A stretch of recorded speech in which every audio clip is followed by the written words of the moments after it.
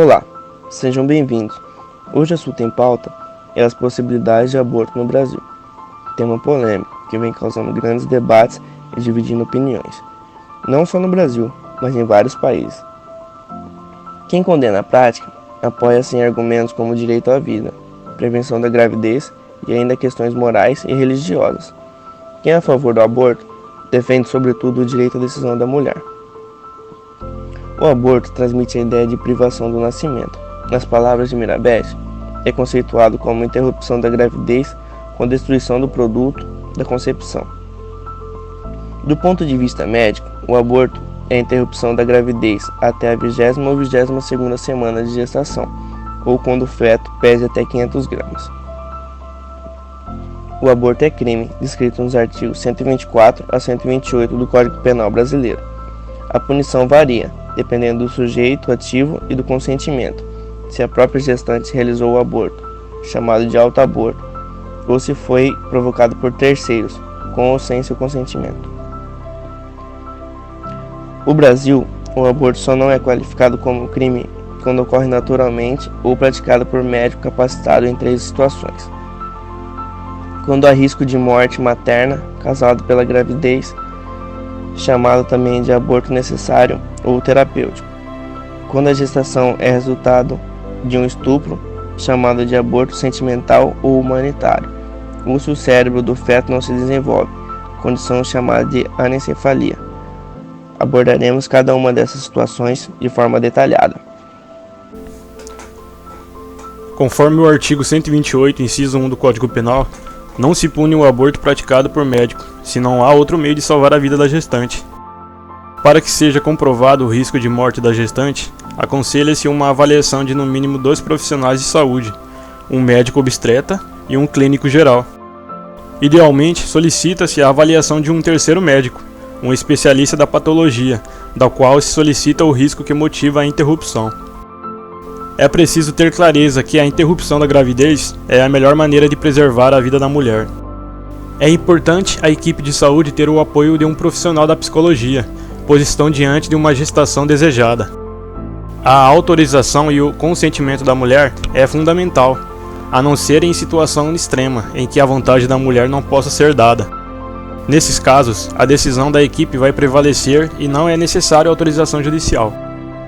De acordo com o artigo 128, inciso 2 do Código Penal, não se pune o aborto praticado por médico, se a gravidez resulta de estupro e o aborto é precedido de consentimento da gestante ou quando incapaz de seu representante legal.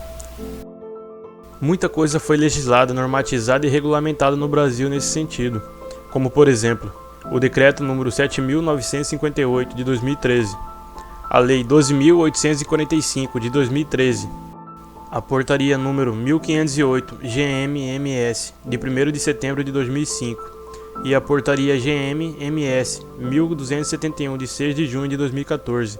O Código Penal, em nenhuma dessas portarias e leis, estabelece como obrigatoriedade que a mulher deva fazer a denúncia, realizar o boletim de ocorrência e noticiar o fato à polícia. A equipe de serviço social deve acompanhar a vítima até a delegacia da mulher, para que ela faça o boletim de ocorrência e os procedimentos de investigação policial ocorram para identificar o agressor. Caso a mulher não queira fazer a denúncia e o boletim de ocorrência, mantém-se o direito da mulher de acesso à interrupção da gravidez. A mulher tem até 6 meses para formular a denúncia nos casos de estupro. Toda fala da mulher deve ser dada como de credibilidade, ética e legal e recebida com presunção de veracidade. Os procedimentos da saúde são para diminuir danos, trazer aspectos benéficos na assistência, tratar e dar acesso ao procedimento do aborto legal, e não deve ser confundido com os procedimentos reservados à investigação policial ou judicial. Como medidas asseguradoras da licitude do procedimento da interrupção, são 5 termos e passos a serem seguidos. Estes 5 documentos são anexos da Portaria 1508 de 2005 e podem ser obtidos e impressos para serem utilizados pelos hospitais, devendo estar anexados ao prontuário e ter sua confidencialidade garantida. O primeiro passo é o termo de relato circunstanciado, que é feito pela mulher que solicita a interrupção ou pelo representante legal no caso de incapaz. O documento deve conter as informações de dia, hora, local em que ocorreu a violência, características, tipo, descrição dos agentes violadores, se houveram testemunhas, cicatrizes ou tatuagens no violador, características de roupa, entre outras. Este documento deve ser assinado pela mulher e por 2 testemunhas, no caso, o médico que ouviu o relato e um enfermeiro, psicólogo ou assistente social. O segundo passo é o parecer técnico, documento assinado pelo médico ginecologista, que após anamnese, exame físico, ginecológico e análise do laudo do ultrassom, atesta que aquela gestação tem idade gestacional compatível com a data alegada do estupro. O terceiro passo é a aprovação de procedimento de interrupção da gravidez. Este documento nada mais é que uma ata, onde se reúne a equipe multiprofissional que fez o atendimento.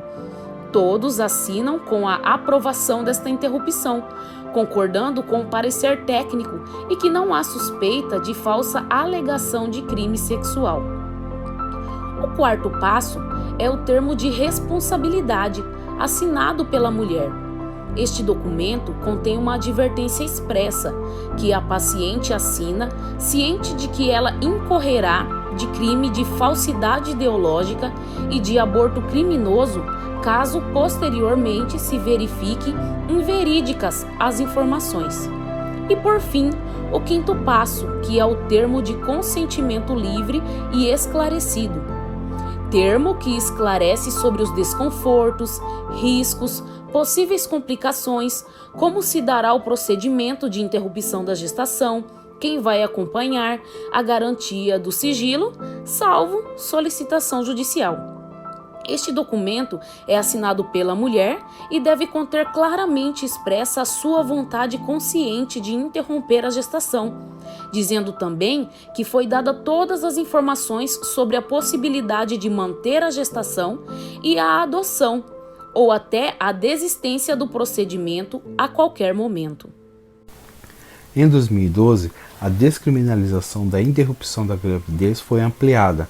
Por 8 votos a 2, o Supremo Tribunal Federal decidiu legalizar a antecipação do parto em casos de fetos anencéfalos, por meio da ADPF 54.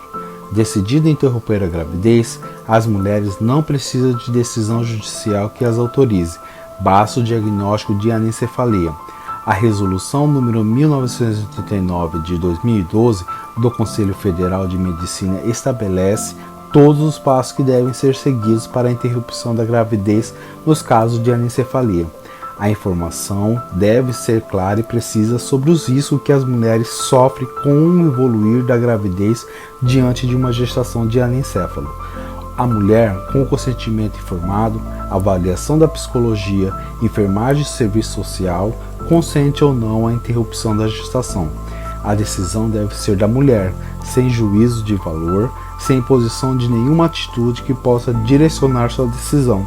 Importante é mostrar que a inviabilidade do feto já está estabelecida na situação de anencefalia. Nesses casos, o ultrassom precisa ser assinado por 2 profissionais que tenham competência para este laudo. Deve também ficar arquivado no prontuário da mulher, assim como o consentimento informado e o laudo técnico da equipe multiprofissional. É muito importante o laudo psicológico da plena capacidade de decisão da mulher em tomar essa decisão. E aqui encerramos o nosso tema de hoje. Obrigado a todos pela audiência.